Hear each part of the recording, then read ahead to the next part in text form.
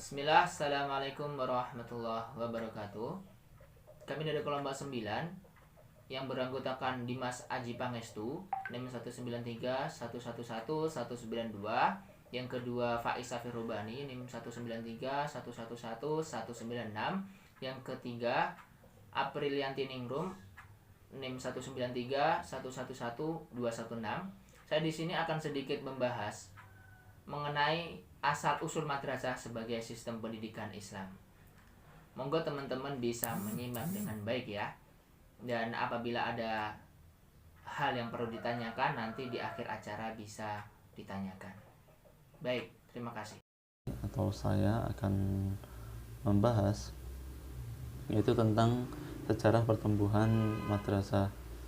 Sejarah pertumbuhan madrasah ini dari agama Islam di Indonesia tentunya tidak terlepas dari bidang pendidikan dan pengajaran Islam, yaitu dengan berbagai pendidikan yang ada di Indonesia. Mungkin pada zaman dahulu itu ada pesantren ataupun lembaga-lembaga pendidikan kecil yang ada di masjid, itu yang terus dikembangkan sampai sekarang.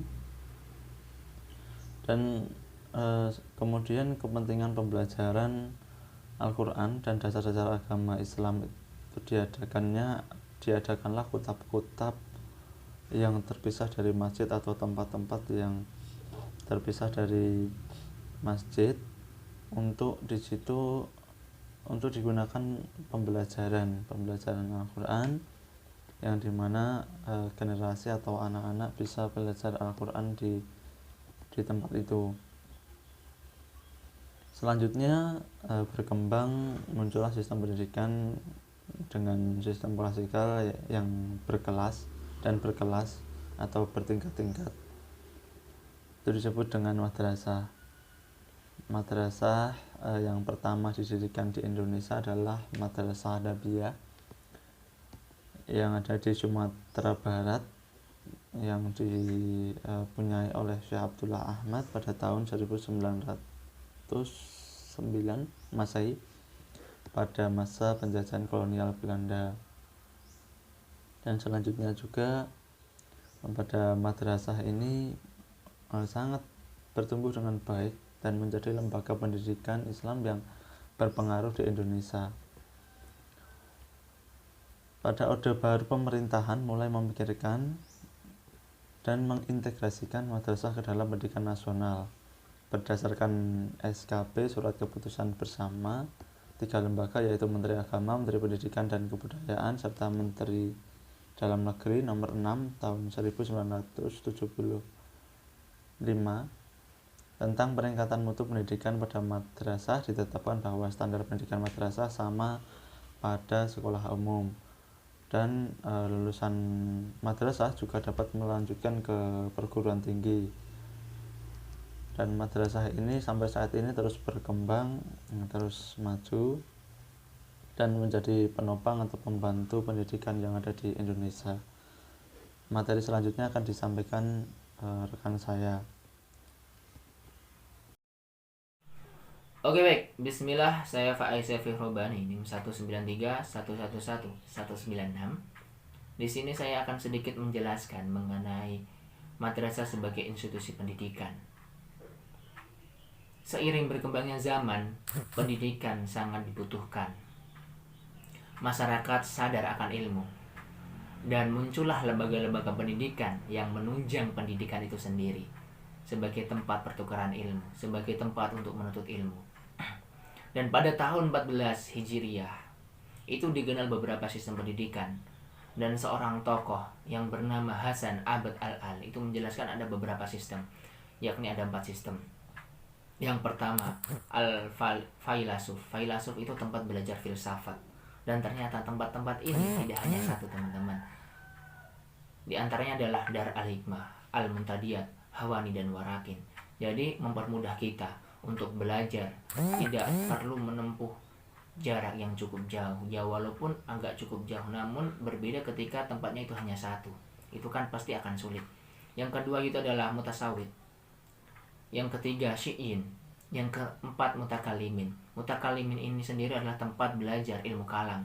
Ilmu kalam itu seperti halnya filsafat, namun orientasinya itu lebih besar. Filsafat itu cenderung kepada manusia, namun orientasi dari ilmu kalam itu sendiri itu lebih mengenal Tuhan, dalam artian mengenal Tuhan Islam gitu. Filsafat mengenal Tuhan, namun lebih ke logikanya ini beda. Oke, yang kelima yaitu adalah fukaha. Fukaha itu tempat belajar fikih, tempat belajar kita bagaimana tayamum, kita bersuci, bagaimana kita mengerjakan ibadah, tuntunannya gimana, itu tempatnya itu adalah fukaha ini. Adapun tempatnya itu adalah al-katatib, al-madaris, dan al-masajid. Al-masajid itu masjid ya. Oke. Dalam sejarah Islam dikenal banyak sekali tempat dan pusat pendidikan dengan jenis, tingkatan, dan sifatnya yang khas. Ahmad Salabi menyebutkan tempat-tempat itu sebagai berikut: Al-Kutab, Al-Kusur, Hawanit Al-Warakin, Manajil Al-Ulama, Al-Badriyah, dan Madrasah. Namun demikian, ia juga mengatakan bahwa institusi-institusi sebelum madrasah itu tetap dipakai sesuai sifat tradisionalnya, sekalipun jumlah dan peminatnya itu sedikit, seperti halnya tadi. Karena gimana ya, umat Islam sejatinya umumnya itu belajarnya di masjid. Semua ilmu itu belajar umumnya di masjid, cuman itu sebagai sifat khusus, jadi bisa lebih fokus gitu. Nah, dari gambaran di atas perlu dicatat bahwa perkembangan dan kebutuhan masyarakat itu ditandai oleh dua hal ya teman-teman ya. Yang pertama adalah perkembangan ilmu. Ibnu Khaldun mencatat bahwa pada masa awal kedatangan Islam, orang-orang Quraisy yang pandai membaca dan menulis berjumlah 17 orang. Dan seiring perkembangan zaman, semakin kita belajar dari negara-negara lain, nah, ada ketertarikan untuk belajar ilmu-ilmu yang lain yang sesuai dengan Al-Quran. Di dalam Al-Quran itu kan juga ada banyak ilmu, seperti halnya filsafat, seperti halnya fukaha, itu mengenai fikih, dan lain-lain sebagainya. Seperti kedokteran dan matematika, kan banyak sekali ya orang-orang Islam yang pandai akan itu. Nah, yang kedua yaitu adalah perkembangan kebutuhan. Jadi kebutuhan umat Islam pada masa-masa pendatang itu adalah kebutuhan akan dakwah, mendakwahkan Islam ke berbagai tempat, ke berbagai penjuru. Nah, karena itu pendidikan itu sangat perlu untuk menjangkau itu semua. Oke, baik. Mungkin itu sedikit yang akan saya bahas, sedikit yang saya bahas. Terima kasih atas perhatiannya. Akhirul kalam. Wassalamualaikum warahmatullahi wabarakatuh. Bismillahirrahmanirrahim. Assalamualaikum warahmatullahi wabarakatuh. Baik, di sini saya Aprilianti Ningrum, NIM 193111216 dari kelas PAI 4F. Di sini saya akan sedikit menjelaskan mengenai pertumbuhan ilmu-ilmu Islam pasca Rasulullah SAW. Untuk yang pertama yaitu tafsir.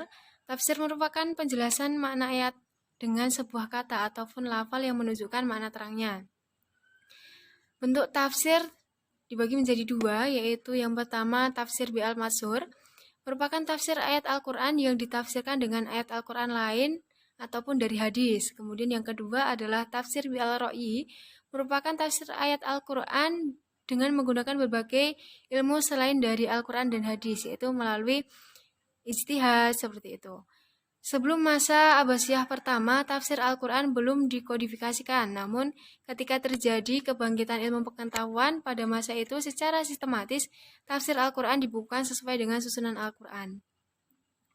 Orang yang pertama membukukan tafsir adalah Al-Farra atas perintah Umar Ibnu Bukhari, karena pada masa itu, ia seringkali ditanya oleh gubernur Irak di zaman Khalifah Al-Ma'mun mengenai tafsir dari ayat-ayat tertentu begitu.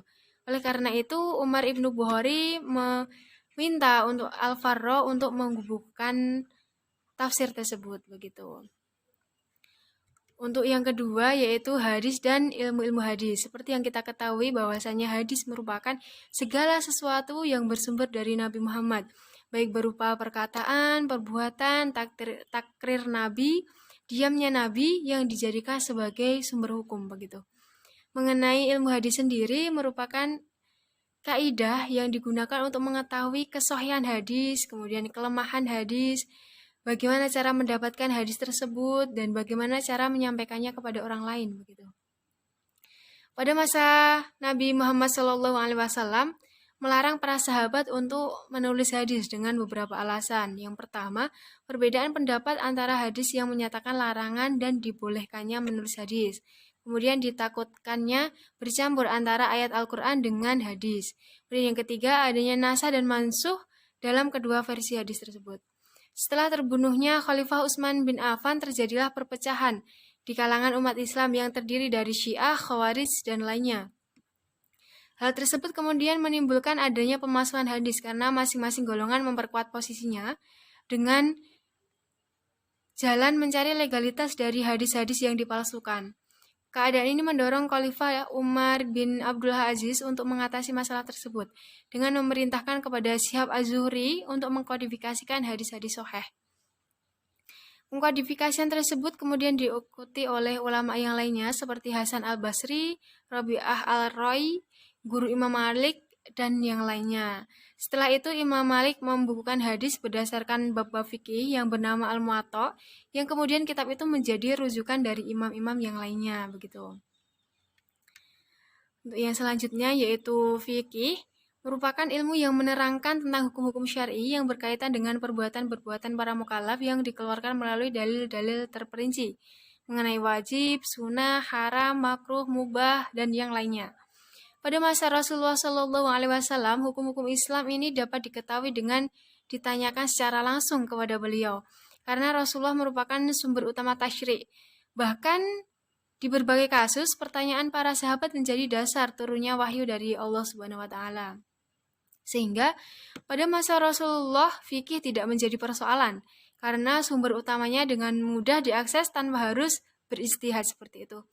Perkembangan selanjutnya adalah timbulnya aliran-aliran madhab fikih pada abad kedua sampai abad ke-4 Hijriyah, yaitu madhab Hanafi, Syafi'i, Maliki, Hambali, seperti itu. Untuk yang selanjutnya adalah nahwu. Ilmu nahwu merupakan ilmu tata bahasa Arab. Pada masa Rasulullah, bahasa Arab masih terjaga keasliannya. Bahkan, Al-Quran dihafal dengan sangat baik oleh para sahabat. Pada masa Ali bin Abi Thalib, beliau menginstruksikan kepada Abu Aswad Ad-Duali untuk menyusun kaidah nahwu. Oleh karena itu, disepakati bahwa penyusun kaidah nahwu yang pertama adalah Abu Aswad Ad-Duali. Begitu. Ilmu nahwu berkembang pada masa pemerintahan Abbasiyah, yaitu 132 Hijriyah di Baghdad, kemudian Kufah dan Basrah. Sehingga muncul dua aliran madhab, yaitu madhab Basrah dengan tokohnya Ibnu Ahmad dan Sibawah, kemudian madhab Kufah dengan tokohnya Al-Qaisi dan Al-Farra. Kemudian yang selanjutnya, matematika. Orang-orang pada masa Abbasiyah berhasil menemukan struktur angka yang diambil dari struktur angka India dari menerjemahkan buku-buku India. Struktur angka ini lebih praktis dari struktur angka yang diciptakan oleh orang-orang Romawi. Dalam perkembangan berikutnya, sarjana-sarjana Muslim menemukan angka 0. Penemuan tersebut merupakan penemuan yang paling berharga dalam ilmu hitung. Selain itu, umat Islam juga menemukan ilmu aljabar. Pada masa Khalifah Al-Ma'mun, dinasti Abbasiyah, beliau menginstruksikan kepada seorang pakar aljabari, yaitu Al-Khwarizmi, untuk menyusun sebuah buku aljabar secara lengkap. Kemudian buku ini yang akhirnya dijadikan sebagai buku wajib sekolah dan universitas di Eropa hingga akhir abad ke-16 Masehi. Begitu. Untuk yang selanjutnya yaitu ilmu kedokteran. Pada masa Abbasiyah, para khalifah sangat memperhatikan ilmu kedokteran. Rumah-rumah sakit tidak hanya didirikan di ibu kota, melainkan juga di desa-desa. Untuk menjamin keamanan dalam memalapraktik ilmu kedokteran ini, telah diadakan ujian teori dan praktik bagi para calon dokter di Baghdad pada masa pemerintahan Khalifah Al-Muqtadir Billah dinasti Abbasiyah pada tahun 318 Hijriah. Yang selanjutnya, ahli-ahli kedokteran Muslim. Yang pertama, Ar-Razi. Beliau adalah seorang profesor bidang kedokteran, yaitu pada tahun 865 sampai 925 Masehi. Kemudian yang kedua, Ibnu Sina. tokoh kedokteran termasyhur. Seperti kita ketahui, karyanya Al-Qanun Fiktif, yaitu sebuah karya dari Ibnu Sina tersebut yang di dalamnya termuat berbagai penyakit yang dibahas di dalamnya begitu. Jadi Al-Qanun Fiktif itu dijadikan sebagai rujukan terpenting dan terlengkap dalam dunia kedokteran begitu. Untuk yang ketiga yaitu ilmu Ad-Hisam, beliau adalah seorang ahli kedokteran mata. Beliau yang pertama menjelaskan tentang fungsi mata secara detail, secara lengkap seperti itu. Untuk yang ketujuh yaitu geografi. Umat Islam pada awal abad ketiga Hijriah telah mengenal geografi. Tokoh utama geografi muslim adalah Al-Baghi Ibnu Qordobah, pengarang buku Al-Masalik wa Al-Malik, yaitu kitab yang menjelaskan perjalanan laut dari Basrah ke India terus ke Cina. Tokoh geografi muslim yang kedua yaitu Al-Yaqub yang menulis kitab Al-Buldan. Kitab tersebut berisi tentang geografi berbagai negara di dunia yang mencakup teritorialnya, penduduknya, bahkan penghasilannya. Kitab ini menjadi kitab bumi terlengkap pada masa itu, begitu. Kemudian yang selanjutnya adalah sejarah. Sejarah merupakan cabang ilmu pengetahuan yang mendapatkan perhatian khusus dari umat Islam. Mereka sangat antusias untuk mengetahui sejarah atau sirah dari Nabi Muhammad SAW. Kemudian sejarah penaklukan wilayah-wilayah di sekitar Arabia, bahkan di belahan dunia.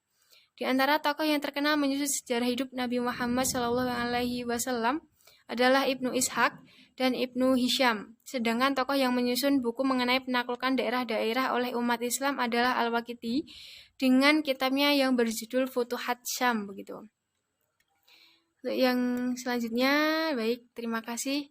Mungkin itu yang bisa saya sampaikan, kurang lebih mohon maaf. Wassalamualaikum warahmatullahi wabarakatuh.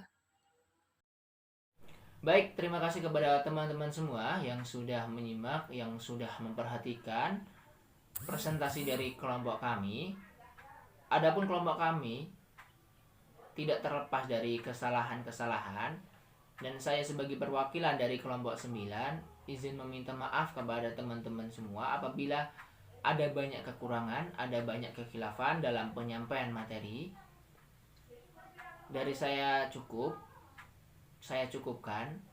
Wassalamualaikum warahmatullahi wabarakatuh.